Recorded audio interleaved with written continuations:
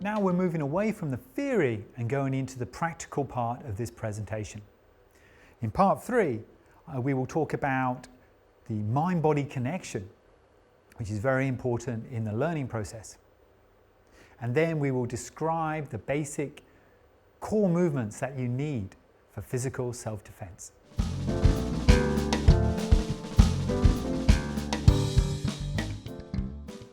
To be successful in defending yourself, we need a core set of movements that are functional and they work.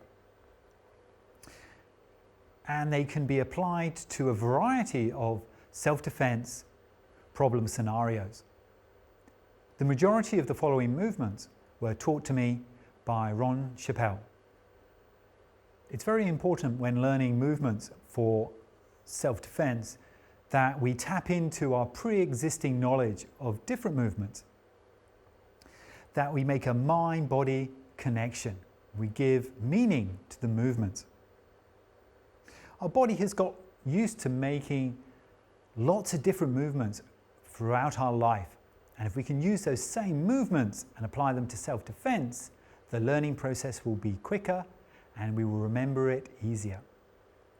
For example, Ed Parker talked about walking upstairs as being knees. A sneeze could be a forward headbutt. So we're using movements that we've used before. The classic example is pushing open a door, which turns into a heel palm movement. Okay, the first essential technique that we have is a stable base.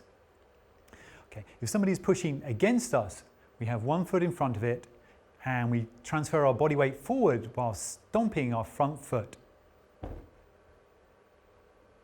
And this looks like this from the side. In order to protect ourselves, we need our hands up in a guard position. It needs to look non-threatening and it also needs to work. We do this by having our hands sprayed out in front with our thumbs touching at about chin height. If the attacker wants to punch straight ahead, it's blocked, forcing them to punch around our guard. This is called the U-shaped guard. So in the U-shaped guard, you'll notice that my hand is spread wide open. This is called the Chinese exploding hand. All the fingers displayed and the thumb.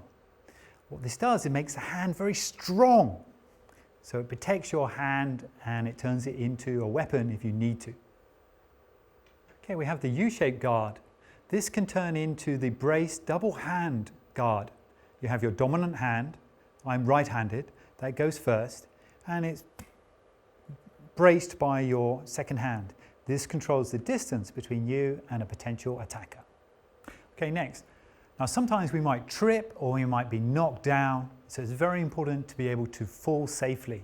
And we do this by tucking the chin, bending our knees, and using our arms to take the fall. For example, if we fall down backwards, we bend down and hit. We might be falling forwards, lose our balance or pushed over. In this case, we protect ourselves by taking the force of the blow with our forearms and also turning our head so that we protect our chin and our face.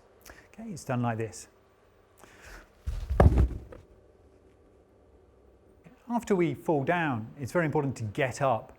And when we get up, that we protect our face from a potential attacker. So first we fall down. As we get up, we put one hand on our head and we step behind ourselves and into the U-shaped guard as before. Okay. From the U-shaped guard and that Chinese exploding hand, it can turn into a pushing action, which is a heel palm strike. This is very strong. As you notice, the fingers are vertical. Think about pushing a door. Violence often happens at close range, so we need some close range weapons. Elbows make excellent close range weapons. The first one is the inward elbow. Think about looking at your watch, seeing what time it is. This is your striking area. The next one is the upward elbow.